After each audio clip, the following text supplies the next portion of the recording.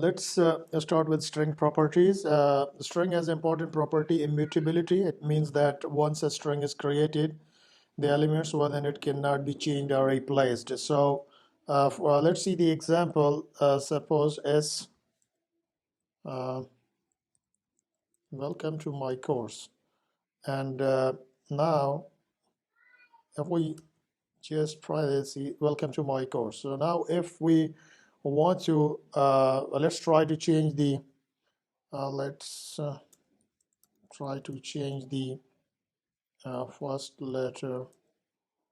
And so here the S, and here the, it's equal to shellcon means like that. Run it here. The we got the exception type error. str object does not support item assignment. So how the error tells us directly what we cannot do, change the item assignment. Something we can do is the concatenate string. So just only the string concatenation. So here is the S and plus to my course of Python. So here we go and just run it. Welcome to my course of Python. And if we, of course, of Python, here the space is the edit. So here it is this part is concatenated. So also we can reassign completely though as well. The like S equal to S plus Python programming A to Z. And now here prime the S. So if we see here, welcome to my course Python programming A to Z. So here we go. A to Z. Here we got it.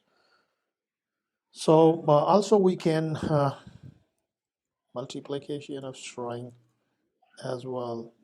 S is equal to reassigning the value A, and as multiply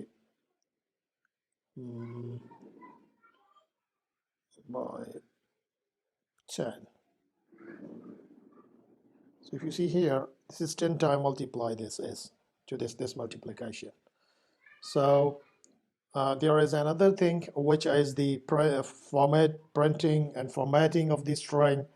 So just only if we see like that, here is a built-in method. Just only I want to use the built-in method dot format, which formatted the printed string. So let's see that. This is the example here. Just I would like to welcome to my course, and here the add with the curly braces here, dot format, and here we go, new part of string, something like that. So here we go. Welcome to my course, new part of this string, this format. This just inserted the curly braces. So here the formatting is a huge topic, string formatting. So with placeholders we can use, there are a lot of other things which we will cover in the coming lecture. So thank you and bye for now.